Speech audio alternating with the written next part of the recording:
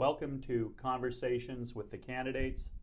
I'm Thor Jourgensen, City Editor of the Daily Item. Our guest today is Ward 7 City Council candidate Brian Field.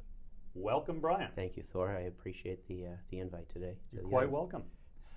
Could you tell us about yourself and your background, please? Sure, I'd love to. Again, my name's Brian Field. I'm a first-time candidate for City Council here in Lynn.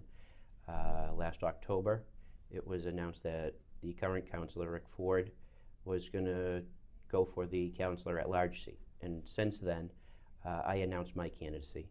It's something that I've always been interested in. And I think because of my profession, where it's really a community profession, serving the community, I've been involved in a number of campaigns, and I thought it was time for me. Something I've always wanted to do.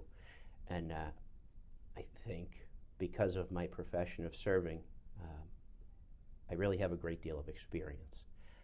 I'm married to Stephanie Messenger Field. We've been married for 15 years. We have 3 children. Oldest is a freshman in high school, 2 others in 5th grade and 3rd grade. Lifelong Lynn resident. I'm an old St. Michael's boy at heart. And I think ever since I went to St. Mary's, I've always had that connection to West Lynn through sports, through my friends, and a lot of what I've done through this past year was really educate myself and kind of focus on what's important to everyone in the ward and throughout the city, what their concerns are, from listening to really learning what their issues are, and not really my own. I've never really wanted to be a focus on me. It's not about me. I'm running to serve the public, and that's my approach that I've always taken. Brian, could you tell us about different organizations and affiliations you have? Tell us what you do for a living, please, and Sure. what you've done throughout your career, and list a number of the accomplishments you credit yourself for. Sure. Well, dating back to when I was younger, I can credit my parents and my grandparents and a number of teachers and coaches that I've had to really mold who I am. And I think starting back as an altar server, I think that started me into that. I identify myself as a Catholic Democrat, meaning, I believe in social issues, but I really have a deep faith. As an altar boy from 3rd grade to 10th grade at St. Michael's, I really learned to listen, respect one another's views. And I think that led me into my profession as a funeral director. I started out at UMass Lowell. I wanted to be in the FBI originally. And after my 3rd semester, I had come home to St. Mary's at the rectory I worked with growing up and spoke to Father Hughes there. And I told Father Hughes, I don't think I'm going to go back to school. I think I want to be a funeral director. And he looked at me and he said, I think you'd be a great funeral director. Let me see what I can do. And from that point forward, that's what I've been. It's a profession that I love. It's a profession I'm passionate about. It's a profession that my family's accepted. And what I mean by that is they know that as a funeral director, it's not 9 to 5. They know that it's going to be some nights that I miss dinner. They know there are birthday parties and Christmas and different holidays like that where a family is going to need me more than my own family. That's something that my kids have always grown up with and understanding. And I think being a ward councilor is almost similar, where I'm here to serve. That's what I do. That's what God wants me to do, and that's the approach I've taken throughout my life. Some of my accomplishments, I've always been part of team sports. I think sports is a key for our younger generation, for kids to be athletic. I know I had sat with Gabe and did an interview with Gabe, and one of my primary focuses was Barry Park. It's a park that it's the only thing that some of these kids in that area have. And we walked around and we looked, and I showed them, there's basketball courts there with no nets. There's a tennis court with no tennis court, with no nets. And we sponsored a cleanup day down at Barry Park in the earlier part of May. Kind of draw attention not to our campaign, but to the park itself. And it was amazing. We had 60, 70 volunteers that day, and the DPW was great and provided us with dumpsters and bags, whatever we needed. And a week later, it really returned to what it was before we cleaned it up, and it was a little disappointing. And sitting there looking and trying to come up with a solution to kind of engage the children to use the trash receptacles that are there. They're there. The DPW provides them. They shouldn't have to clean up the park. The kids are responsible for that. But then I looked, and you look at the stands that are there. They've been there for years. They're crumbling. There's trees growing out of them. There's broken glass. It's a utilized park, but it needs to be repaired.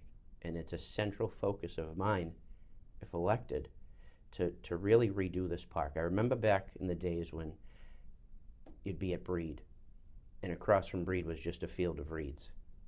And now someone had a vision and designed 2 baseball fields and a softball field. And those fields are going to host the New England tournament next year. Same with Manning Field.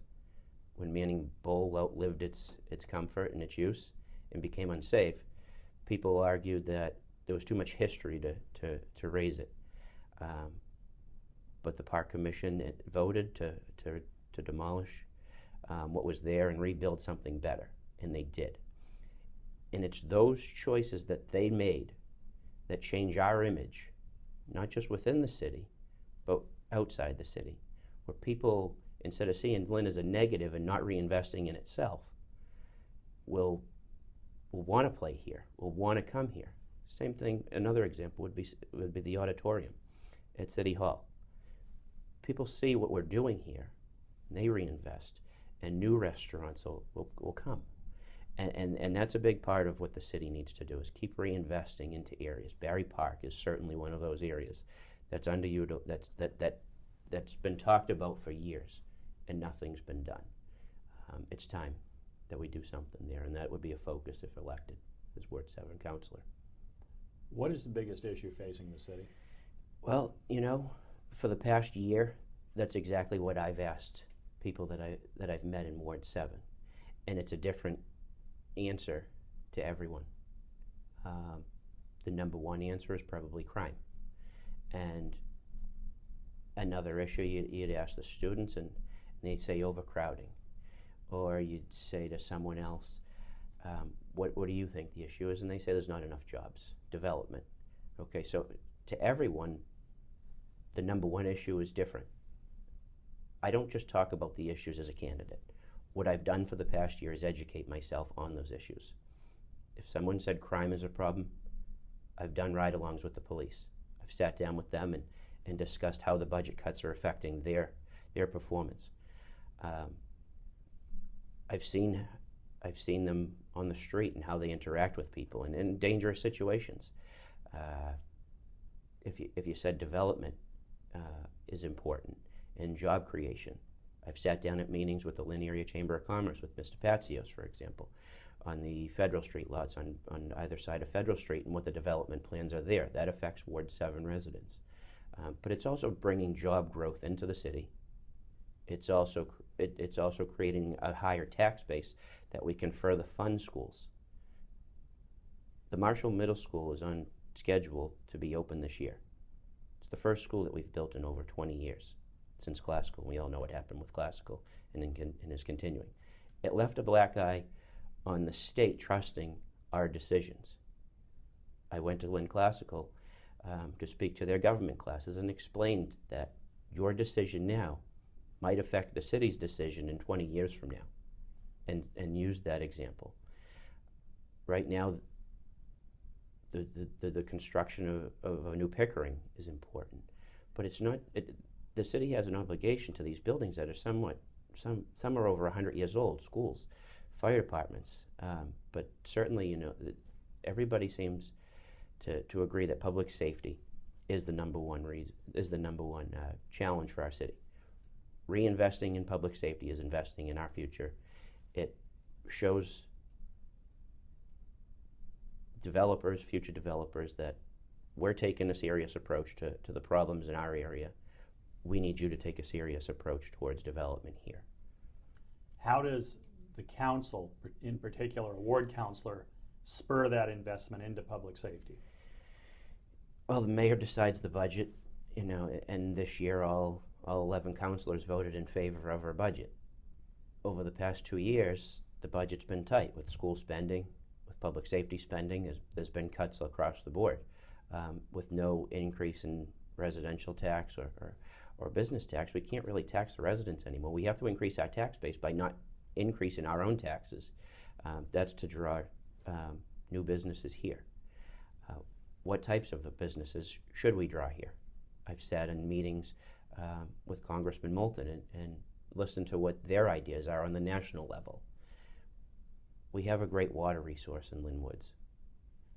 Businesses that are here now, Gorelick Farms, Old Neighborhood Foods. We have a food industry, soup, bread. We have a great culinary program at Lynn Tech. Are those the types of businesses that we can draw here into our city to provide jobs, to provide an increase in our tax base, to fully fund public safety? I've sat in meetings with Union Hospital, listened to what their ideas are and what their plans are. They've been hidden from us for so long. Everybody knew it was going to happen. That becomes a public safety issue for a city of over 90,000. But not just Lynn, it affects the whole region. And it's just, there's so many concerns as a ward council. I've had a number of friends and say, I see the hard work that you're putting in. I wish I lived in Ward 7 so that I could vote for you. And now I say to them, well, you better find somebody in Ward 7 that can, because my decision as a Ward 7 councilor affects everything in the city. I've sat through city council meetings and subcommittee meetings, and I see how they work together as a team, not just representing their own ward, but the entire city, to move it forward, to rezone areas for the better part of our community. This is what the city council does. This is what I want to do. I want to be part of their team, and I'm ready. This is a question that you've been working to answer for the last year. Why should someone vote for Brian Field? Well, for the past year since I announced my candidacy, I haven't just been talking about those issues. I've been listening, and that's what I do. I listen to what your issues are, and I learn about them. I want to be considered a freshman, and this is the way I see myself. I'm a freshman who's trying to make a team, and for the past year, I've practiced, I've learned, I've attended meetings, I've taken time away from my own family so that I can better educate myself. I'm ready for this test. It's going to be up to the voters to decide if I'm elected, and I know I am. I'm ready. I don't just talk about the issues. I know what the issues are. I want to be part of the solution.